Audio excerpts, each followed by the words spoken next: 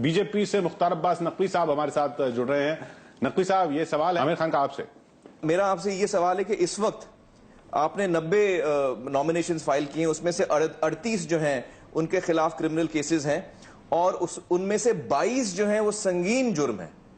22 ऐसे कैंडिडेट्स हैं आपकी पार्टी ने जिनको टिकट दिया है और 22 जो हैं उनके खिलाफ संगीन है। वैसे तो 38 हैं, लेकिन संगीन जुर्म से हमारा मतलब यह है कि उसकी सजा 5 साल से ज्यादा हो सकती है और नॉन बेलेबल ऑफेंसेस हैं। तो इस किस्म के जुर्म, जिसमें हत्या भी शामिल है, जिसमें रेप भी शामिल है, जिसमें महिलाओं के खिलाफ केसेस हैं, जो महिलाओं के खिलाफ उन्होंने अपराध किए हैं या डकैती की है, तो इस किस्म के संगीन जुर्म के लिए करीबन 22 उम्मीदवार हैं। अब तक दिए गए टिकट भी, और अभी तो टिकट दिए जा रहे हैं और अभी तो नॉमिनेशन भरी जा रही हैं। ये उनके एफिडेविट के आधार पर है। ये उन्हीं के एफिडेविट में उन्होंने लिखा है कि हमारे खिलाफ ये केसेस हैं। तो आप इन लोगों को क्यों टिकट दे रहे हैं, मुझे समझ में नहीं आ रहा है। देखिए, पहली बात तो जो आपने बताया है 22 लोग, अब वो 22 लोगों के मैं आपको एक बार फिर दोहराता हूं कि मैं उसको किसी तरह से जस्टिफाई नहीं कर रहा हूं। आदर्श स्थिति तो यही है कि कोई भी दागी, कोई भी इस तरह के हीनियस क्राइम में शामिल व्यक्ति चुनाव के मैदान में न हम उतारे और न कोई और उतारे।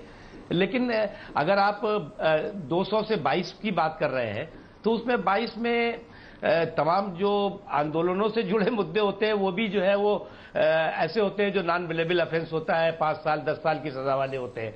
इसलिए नहीं, आप बिना जस्टिफाई किए हुए हम चाहते हैं कि आदर्श स्थिति ये हो कि इस तरह के लोग ना आए। इसीलिए हमने तो आदर्श स्थिति ले आइए ना, आपके हाथ में बात है, आप आदर्श स्थिति ले आइए, आप उनको टिकट ना दीजिए।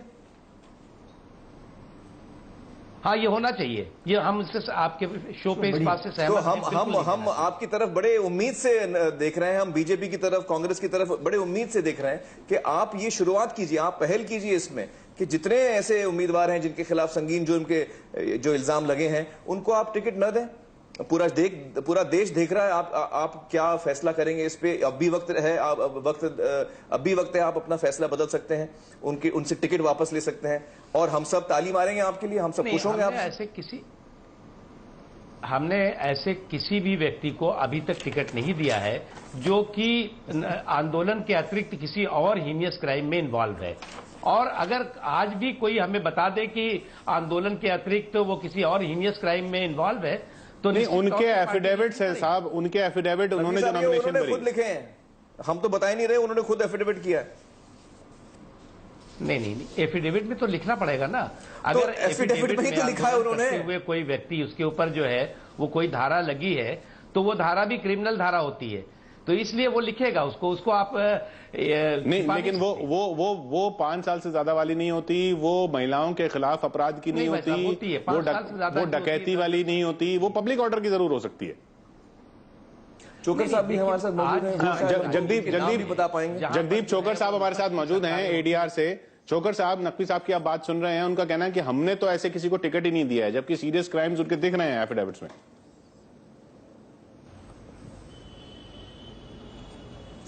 देखिए, ये वो क्राइम डिक्लेयर किए जाते हैं एफिडेविट में जिनमें सजा 5 साल से ज्यादा की हो सकती है और जिनमें चार्जेस फ्रेम हो चुके हैं। ये ऐसे नहीं है कि दफा 144 मैंने भंग की इसलिए मेरे खिलाफ केस हो गया। ये वो हैं जिनमें एफआईआर दर्ज हुई पहली स्टेज, पुलिस ने एफआईआर को इन्वेस्टिगेट किया दूसरी स्टेज, इन्वेस्टिगेट करके चार्जशीट पुलिस ने कोर्ट में रखी, कोर्ट में मजिस्ट्रेट ने या जज ने जुडिशियल माइंड अप्लाई करने के बाद ये फैसला किया कि इसमें चार्जेस फ्रेम होने चाहिए।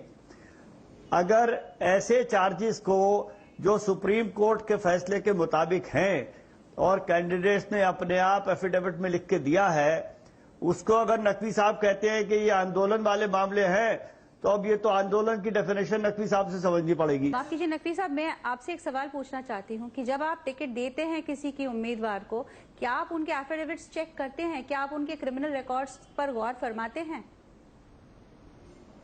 हाँ, बिल्कुल देखते हैं। और वो कौन से मापदंड हैं? वो कौन से मापदंड हैं जो आप इस्तेमाल करते हैं कि ये मापदंड है जिसके ऊपर हम कतई दागी को टिकट नहीं देंगे? दीज आर द क्राइम्स जिसके लिए हम कभी भी इनको माफ नहीं कर सकते, हम इनको टिकट नहीं दे सकते। Could you please tell the country वो कौन से क्राइम्स हैं?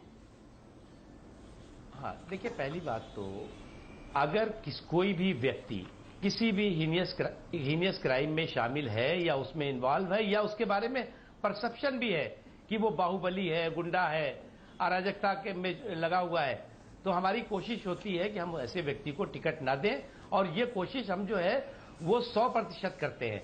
लेकिन अब आप ये तो नहीं कह सकते, इतना बड़ा डेमोक्रेटिक कंट्री है, इतना बड़ा देश है, और अगर मान लीजिए मानवीय गलती कहीं होती है तो उसको हम करेक्ट भी करते हैं। अब देखिए, महिलाओं पर मतलब आप अपनी मानवीय गलती मान रहे हैं टिकट देना, या उनकी मानवीय गलती के मान रहे हैं अपराध करना? नहीं, हम किसी अपराध करना मानवीय गलती नहीं हो सकती। टिकट दे रहा है नकवी साहब, महिलाओं पर जबरदस्ती करने वाला अगर कोई चार्ज हो किसी पर, तो क्या ये अच्छी बात है कि उसे कोई बड़ी नेशनल पार्टी टिकट दे? नहीं देना चाहिए। लेकिन साहब, ये बात सच है कि अगर आप आपके कैंडिडेट्स के एफिडेविट्स पढ़ें, उन पर गौर करें, तो इस तरह के क्राइम्स आपके सामने आएंगी। और ये कोई हवे की बात नहीं है, ये इलेक्शन कमीशन के वेबसाइट से जो एफिडेविट्स हमें मिले हैं उसके बलबूते पर मैं आपसे ये बात कह रही हूं सर। आप हमको भेजिएगा, ऐसा कोई है तो। नहीं, हम आपको पूरी लिस्ट भेजेंगे, बिल्कुल, बहुत स्वागत है आपका। और हमें उम्मीद है कि इसके बाद आप उस पर कदम उठाएंगे। जरूर आप भेजिएगा। अगर वो जेन्युइन बात हुई और सच बात हुई और निश्चित तौर से वो शुद्ध रूप से आपराधिक गतिविधियों से जुड़ा हुआ मुद्दा हुआ, तो हमारी तो कोशिश होती है जब हम टिकट का वितरण करते हैं तो उस समय भी हम ये ध्यान रखते हैं कि इस तरह के व्यक्तियों को टिकट ना मिले, उम्मीदवार ना बने। मैं कन्विंस नहीं हुआ हूं उनके जवाब से।